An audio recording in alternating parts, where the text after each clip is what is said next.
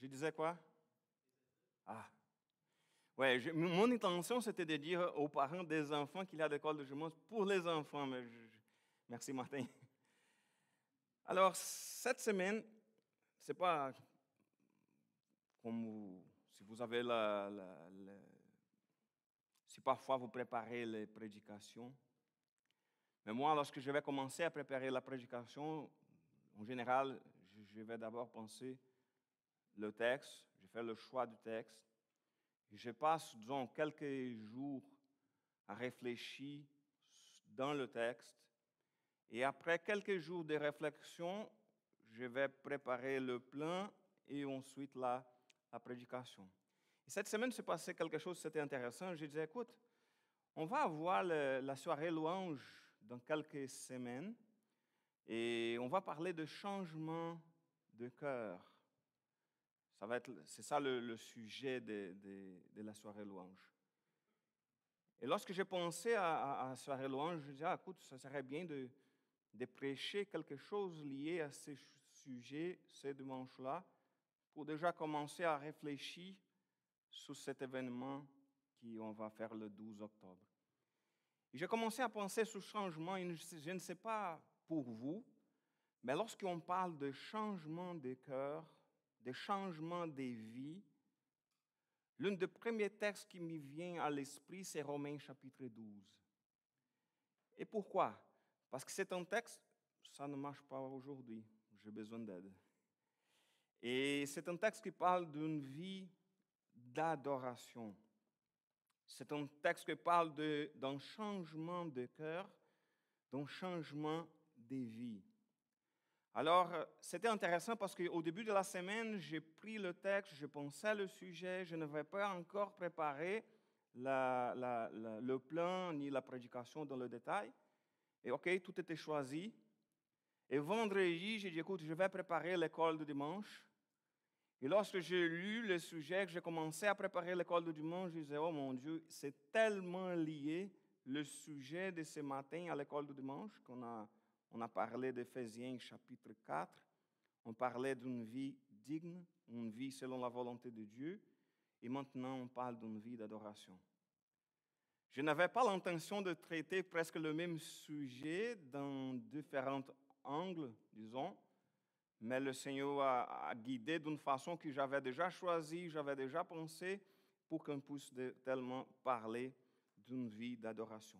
Alors, on va lire le texte, c'est Romains chapitre 12, versets 1 et 2. Il est écrit, « Je vous recommande donc, frères et sœurs, à cause de cette immense bonté de Dieu, à lui offrir votre corps comme un sacrifice vivant, saint et qui plaise à Dieu. Ce sera là de votre part un culte raisonnable. Ne prenez pas comme modèle le monde actuel, mais soyez transformés par le renouvellement de votre intelligence pour pouvoir discerner la volonté de Dieu, ce qui est bon, ce qui lui plaît, ce qui est parfait. » Prions. Merci Seigneur pour ta parole, qu'on puisse, que ton Saint-Esprit puisse nous guider dans cette réflexion et qu'on puisse vraiment chercher à t'offrir notre vie devant toi comme un sacrifice vivant, saint et qui te plaît. Au nom de Jésus. Amen. Alors la première chose que le texte parle, c'est d'un culte raisonnable. Il parle tout d'abord de la motivation. Si on le voit, il va dire, je recommande donc, frères et sœurs, à cause de cette immense beauté, c'est-à-dire la raison par laquelle nous sommes invités à présenter notre vie comme un sacrifice vivant, saint et agréable à Dieu, c'est à cause de l'immense bonté de Dieu. On parle de l'immense bonté de Dieu. Il parle, je vous recommande donc, à cause de cette immense bonté de Dieu. Alors, il fait référence à quelque chose. Alors, il faut regarder un peu en arrière le chapitre 11 pour comprendre, on parlait de quoi? Au chapitre 11, on parlait du salut. On parlait du salut, surtout la question de, mais qu'est-ce qui se passe avec Israël? Israël était d'abord, avant le peuple de Dieu, Maintenant, ils ont rejeté le Messie. Qu'est-ce qui va se passer avec le peuple d'Israël? Qu'est-ce qui se passe avec nous? Et il va donner, dans ce chapitre 11, l'apôtre Paul va réfléchir sur l'affaire que, oui, on était ajouté comme le peuple de Dieu. Et à la fin, après que tous les non-juifs vont être rassemblés, il va rappeler les juifs pour revenir. Alors il parlait, bref, du salut. Il parlait, même si on regarde le verset 30 du chapitre 11, il va dire, OK, en effet, vous aussi, vous, les non-juifs, nous ne sommes pas des juifs. Les non-juifs avaient désobéi à Dieu autrefois. On était quand même, on n'obéit pas le Seigneur avant de lui connaître. Et maintenant, Dieu vous a fait grâce en se servant de leur désobéissance. De la même façon, si leur désobéissance actuelle, c'est-à-dire des Juifs, et par conséquent, votre pardon, c'est pour que Dieu le pardonne à eux aussi. Alors parfois, on regarde les peuples qui ne connaissent pas la parole de Dieu, parce que pour nous, à l'époque, là, la tension entre la question, qu'est-ce qui se passe avec les Juifs, parce qu'il y avait plein de Juifs à l'Église. Qu'est-ce qui va se passer dans l'avenir? Est-ce que le peuple juif va revenir à Dieu, etc.?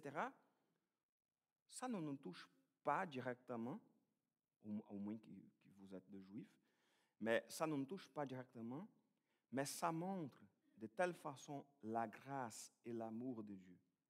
N'importe quel que soit le peuple, même si le peuple est tellement loin de Dieu, par sa grâce, le Seigneur peut nous attendre, peut y aller envers nous. Sa grâce peut nous toucher et nous faire revenir ou venir à Dieu.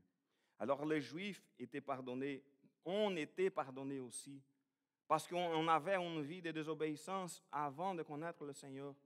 Il mentionne aussi dans le chapitre 11 combien grandes sont les richesses de Dieu. Il parle de la richesse de Dieu. Lui, il est riche. Combien profonde sa sagesse, sa science, la connaissance de Dieu. C'est impossible pour nous de comprendre la sagesse, la connaissance, l'intelligence, la grandeur, la profondeur de Dieu.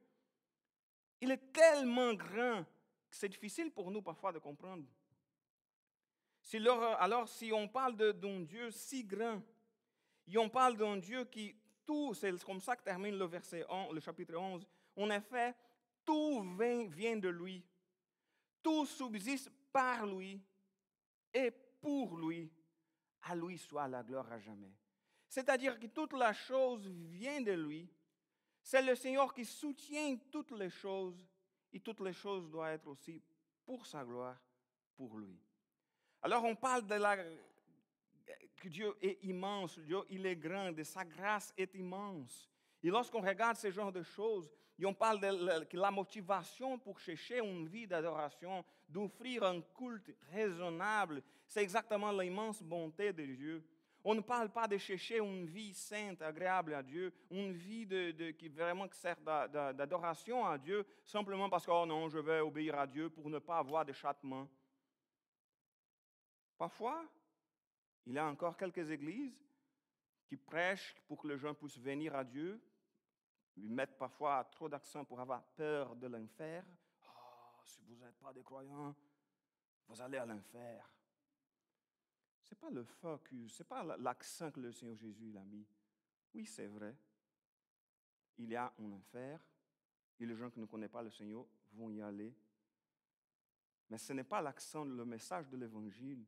C'est tout au contraire, c'est l'immense bonté de Dieu. C'est son amour qui, même si nous sommes des pécheurs, même si on n'est pas là pour faire la volonté de Dieu, il nous pardonne. Il va tous nous rassembler avec lui. Il pardonne nos péchés. Il a fait de nous ses enfants. Aujourd'hui, on va tantôt célébrer le repas du Seigneur. Et on va parler de son sacrifice sur la croix, qu'il a donné son sang pour qu'on puisse avoir le pardon de nos péchés. Alors, lorsqu'on parle d'obéir le Seigneur, on ne parle pas d'obéir le Seigneur à cause de la peur. C'est par amour. C'est à cause de l'immense bonté de Dieu. Il a fait de nous ses enfants. On ne méritait pas son amour. Et qu'est-ce qu'il a dit alors? Il a dit alors que c'était à cause de cette immense bonté, de faire quoi? À lui offrir votre corps comme un sacrifice vivant, saint et qui plaise à Dieu. Mais pourquoi ils mettent l'accent d'abord sur un sacrifice vivant? Parce que parfois, si on parle, OK, il faut offrir votre corps en sacrifice. OK, on va tuer du monde pour offrir à Dieu. Je crois que dans nos jours, personne probablement comprendrait le texte de cette façon. Mais à cette époque-là, il y avait plein de religions qui disaient qu'ils faisaient offrir parfois ses propres enfants comme sacrifice à Moloch, d'offrir des enfants en sacrifice à leur Dieu, faux Dieu. Alors, l'apôtre Paul va mettre l'accent que lorsqu'on parle de sacrifice, d'offrir notre corps en sacrifice à Dieu, il est d'abord un sacrifice vivant. Ce n'est pas la question que je dois mourir pour le Seigneur. Ça se peut que ça peut arriver, mais ce n'est pas le cas. Il parle d'offrir notre vie de tous les jours, les choses qu'on fait, notre travail, d'offrir notre corps. OK, je peux utiliser mon corps pour plein de choses. Mais pourquoi je ne l'utilise pas pour la gloire de Dieu? Si je peux utiliser mon corps, par exemple, je ne sais pas jouer un instrument. Alors, si je sais jouer un instrument, je peux l'utiliser pour d'autres choses. Je peux utiliser aussi mon corps pour louer l'Éternel avec mon instrument. Le Seigneur me donne la voix, m'a donné le privilège de comprendre, de comprendre plein de choses de sa parole et de prêcher sa parole. Je pouvais utiliser cette habilité, disons, cette qualité de parler avec quand même un peu de facilité pour d'autres choses. Je vais être un coach, celui qui prêche qui parle aux gens pour aider, ils gagnent trop d'argent. Ou un politicien, je vais parler, je vais dire, oh, hey, c'est bien que ce gars parle bien, je vais voter pour lui. Non, si je peux utiliser mon corps et mon cœur pour le Seigneur, que je puisse l'utiliser en offrant mon corps comme un sacrifice vivant, de faire les choses que je peux utiliser, mes talents, mon intelligence, les choses que je sais comment faire, je peux l'utiliser pour la gloire de Dieu. C'est ça, offrir notre corps en sacrifice vivant. Il parle aussi qu'il soit un sacrifice saint. Parce qu'à l'époque aussi de Jésus, à l'époque de l'apôtre Paul, il y avait plein de cultes parmi les religions païennes qui c'était des orgies. Je ne trouve pas un mieux mot pour décrire, mais c'était exactement des orgies. Orgies de côté sexuel même, ce n'était pas une autre chose. Alors parfois on dit, oh, on va offrir notre cœur au Seigneur, OK. Il y avait des femmes qui étaient là pour servir pendant le service. C'était vraiment terrible, ce genre de choses. Alors il voulait préciser, écoute, je ne parle pas d'offrir votre cœur au Seigneur Jésus pour ce genre de choses. C'est pour un sacrifice saint, c'est-à-dire pour chercher une vie qui puisse être agréable à Dieu, pour chercher une vie de commettre moins de péchés, parce qu'on ne peut pas parler d'une vie sans péché, parce qu'on est tous des pécheurs, on a besoin de la grâce de Dieu, on a besoin de son pardon, mais il faut quand même essayer de vivre d'une façon plus sainte, d'essayer de vivre d'une façon qui soit avec moins de péchés, d'essayer de pas d'utiliser cette question, comme je disais tantôt à l'école de la formation biblique, pour pointer le doigt vers les autres et dire, ah, voilà un pécheur. Ah, il fait telle chose. C'est surtout, comme je disais tantôt, de regarder vers le miroir et il pensait, OK, qu'est-ce que je dois changer dans ma vie? Ce n'est pas pour regarder la vie des autres. Ce n'est pas pour pointer le doigt, mais pour penser à moi. Nous, aucun d'entre nous, on n'est pas parfait. Si on n'est pas parfait, on a des choses à améliorer, on a des choses à changer, on a des changements à apporter dans notre cœur.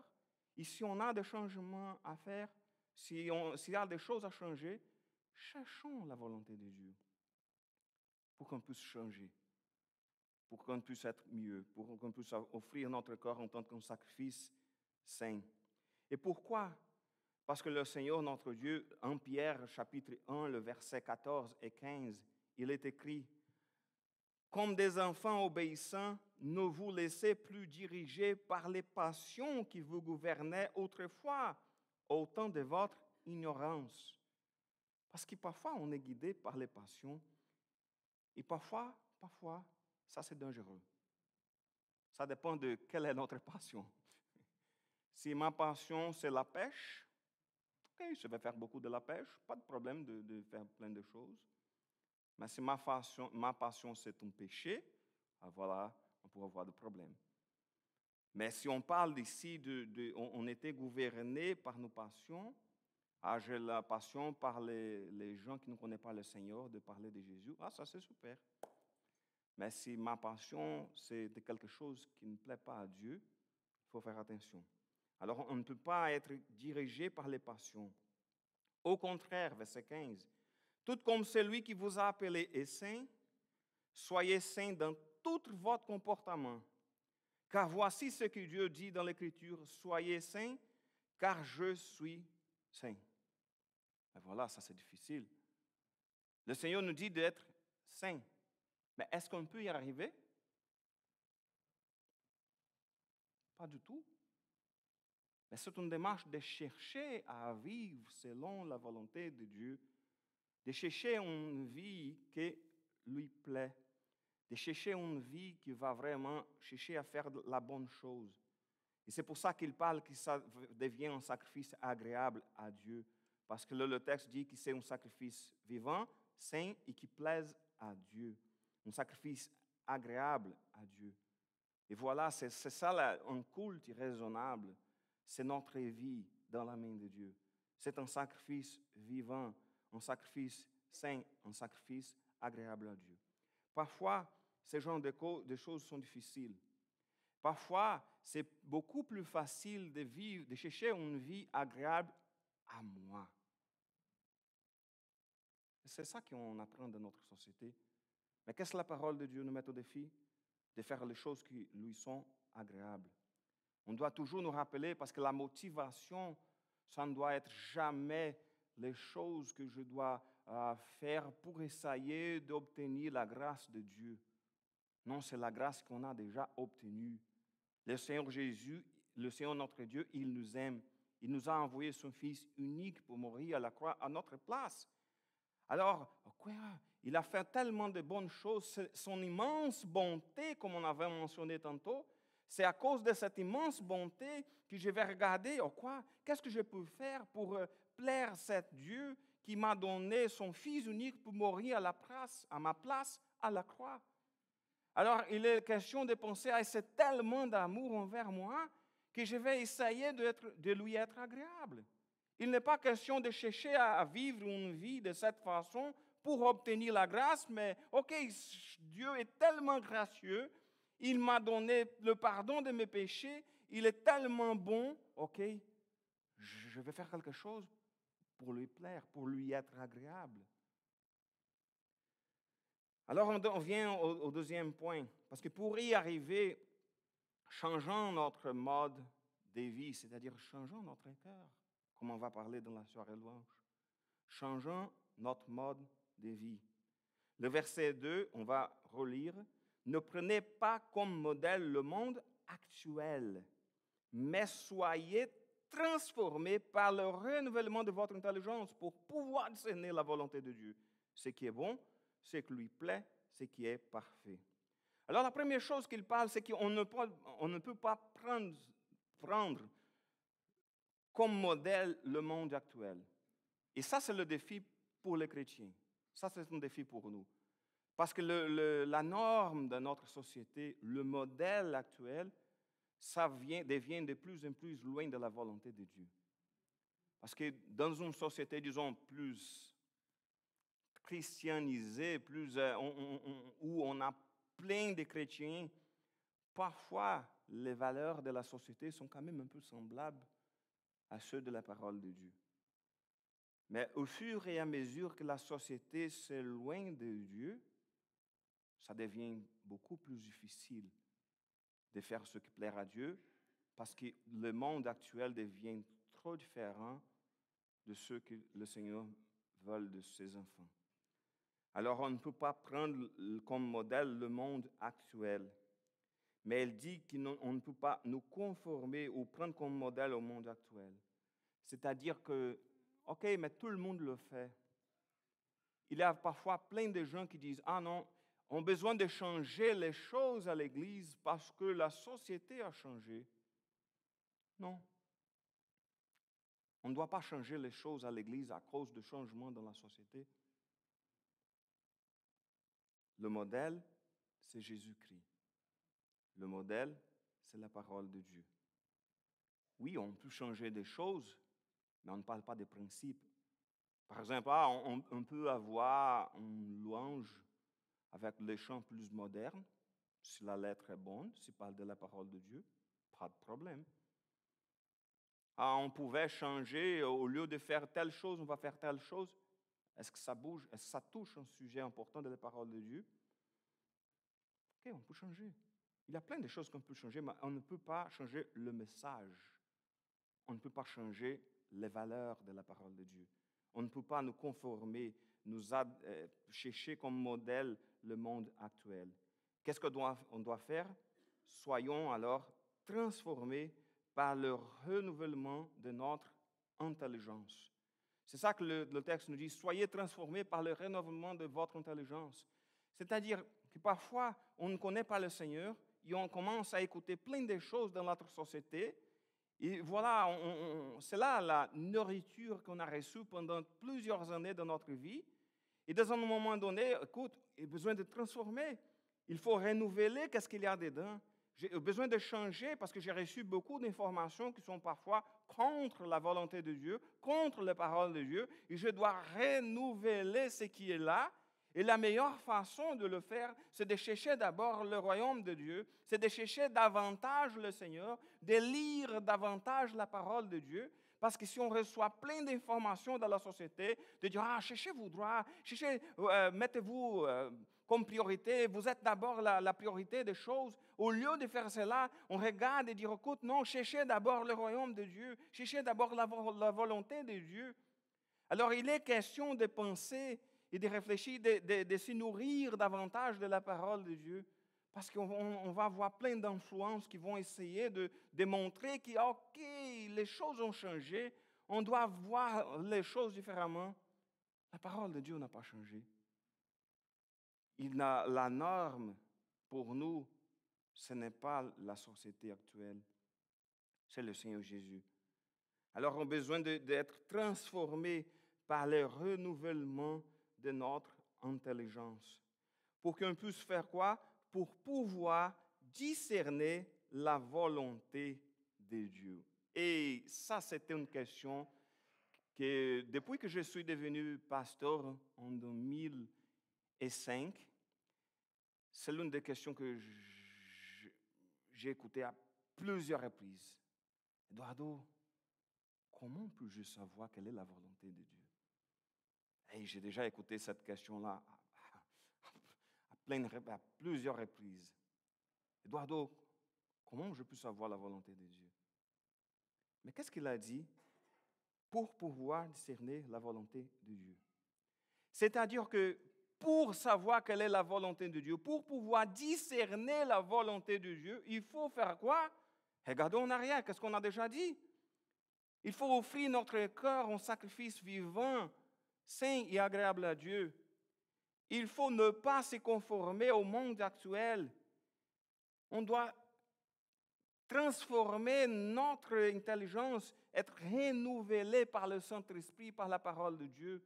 C'est-à-dire d'être plus près de Dieu, de chercher d'abord sa volonté. Au fur et à mesure qu'on va comprendre davantage le Seigneur, on connaît davantage l'Éternel, on connaît davantage sa bonne parole, c'est là qu'on va être en mesure de discerner la volonté de Dieu. Parce que la parole de Dieu, c'est la lumière pour nous guider, pour connaître sa volonté. Dans le sens général, dans le sens des principes, parfois la réponse est claire. Mais cette affaire-là, est-ce que c'est un péché? Regardons la parole de Dieu. Qu'est-ce qu'il est écrit? Alors la réponse est claire. Mais parfois, il y a des choses, des détails, des choses plus petites dans notre vie qu'on se regarde, on se voit dans une situation qu'on dit, mais quoi faire?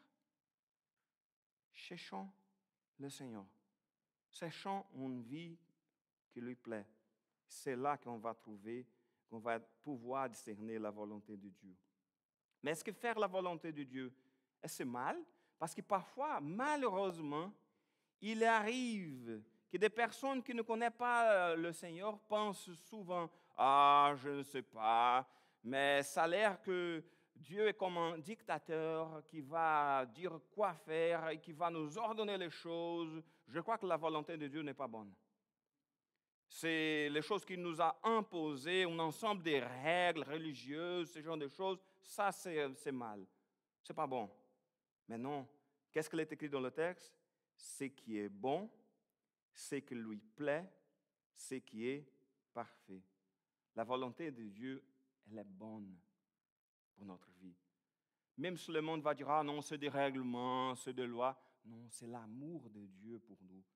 Dieu nous a montré sa volonté parce qu'il nous aime. C'est la meilleure façon de vivre.